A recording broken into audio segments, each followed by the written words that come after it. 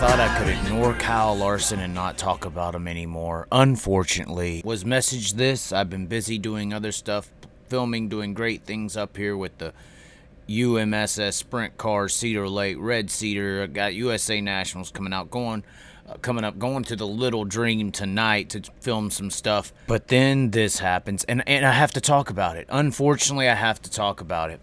Let's see here. Got some breaking news. Was Larson's car found illegal? No mention of this anywhere online. They will pay them for last place and points, but still gave them the win in terms of press. Oh my gosh. Oh my God. And then we had it live here. And look, even this guy, this person messaging me, another cover-up pretending Larson still wins, but pays out per who really wins after they DQ him. And I haven't really looked much. This is kind of breaking across the internet webs right now. I haven't looked much. But we do have this message that I was sent by a bunch of people. And one resource was Brad Bowden. You see here a tweet that was made. Was Kyle O'Gara the real winner of USAC Nation of Race IRP? O'Gara claims the winner's check according to his post, but USAC still advertising Kyle Larson Racing winning hours after the race and failing tech. Brought to you by the people who can't enforce their own tire rule. Ooh, he's saying it's tires. And you got a picture here, one on the left that USAC is posting, and it is of Kyle Larson in victory lane, and they're promoting it as a win.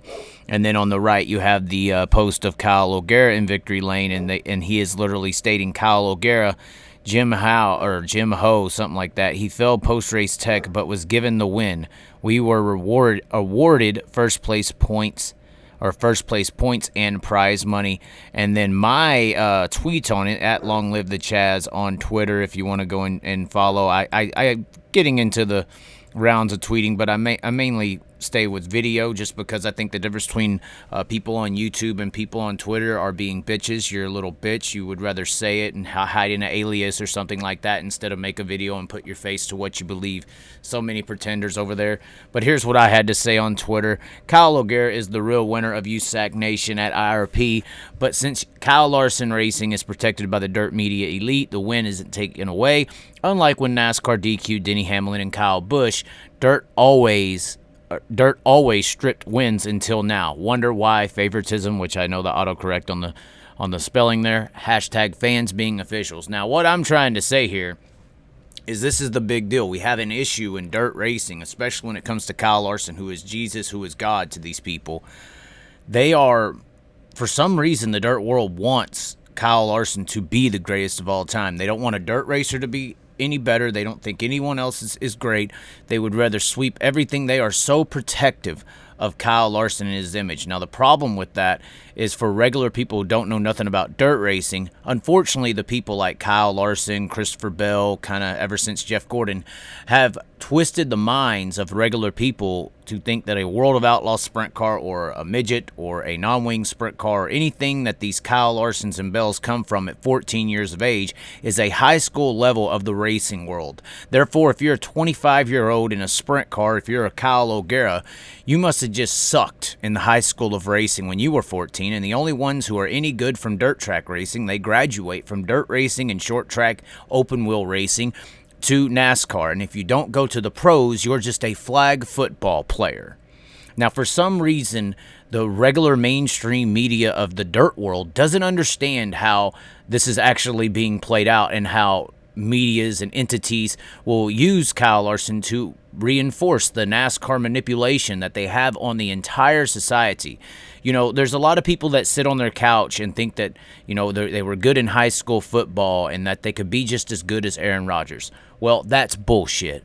But there are plenty of 25 to 35, heck, even 40 or 50-year-olds that could sit there on their couch and say, I'm better than Michael McDowell or better than any of these guys in NASCAR outside of a Kyle Larson. They could be just as good. I'm just saying there's a lot of regular people racing week in and week out that technically are just as good, if not better, than the people you see on Sunday.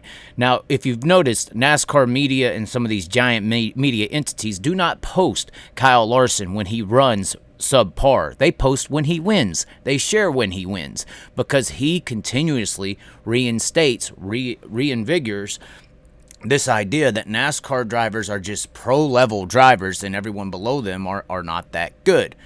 That's why they use the results of a win and not the results of a mid-pack finish, because a mid-pack finish would reinstate the logicalness that short track racers and dirt racers and stuff can be just as good as a Kyle Larson. They don't want people to know about that because NASCAR technically lives on a media manipulational societal illusion that they are the NFL of racing when really they are just a rich club. They're high-dollar go-karts for people. If you got $25 million, you can be a Daytona 500 driver. Now, people don't know that. Regular people have no clue about the money, the 1.25 for ARCA, the $5 million for trucks, the $10 million for Xfinity, the 15 to 20 to be a cup racer. People don't know that, but I guarantee you if they did, this whole NASCAR's NFL top-of-the-line professional auto would die overnight. But that's also why the groups that allow people to come in bring in a Kyle Larson every generation so that they can continue to make the idea of short track, open wheel, and dirt racing of being a 14-year-old learn to race car instead of a 25, 30-year-old professional race car. They need that guy who's really good from dirt to come up to continue this idea. And then when Kyle Larson goes back to dirt and dominates, well, that's what happens. If Tom Brady goes back and plays high school football, he's going to wax everyone's ass. We all know that that's not the truth across the board, but regular people don't know that. So, I mean, this is the bigger issue. This is a bigger problem. I don't know why dirt media protects this, but money does come from the top down, and I'm assuming a lot of them are bought and paid for. But promoting Kyle Larson as the greatest of all time isn't going to help you at all. I don't see other forms of motorsports promoting other drivers in other forms of motorsports as better than their whole set of drivers. I don't see UFC saying boxers are better than us in fighting. You have to promote your guys that you have.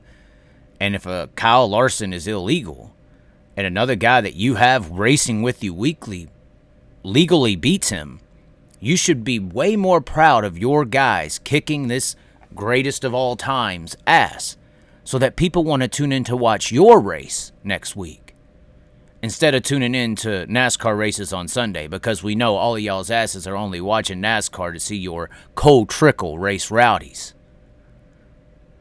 It's so pathetic. It's so sad how they manipulated this dirt racing scene for 30 years. So much for the Sammys, Swindells, Hewitts, and everyone else being more popular than the one dirt or two dirt guys who go to NASCAR every generation. Kyle Larson's very good, very talented, but he also keeps the illusion alive. I wish a lot of dirt people would jump on board and try to kill this illusion, because it's the one thing that's hurting dirt track and short track racing across the board. I have an issue with a 25-year-old sprint car driver or David Gravel or any of these people looked at as AAA flag football players, and I think you should too. This is how we ride, this is how we do. Riding mud, sliding up higher in the groove. Don't give a damn.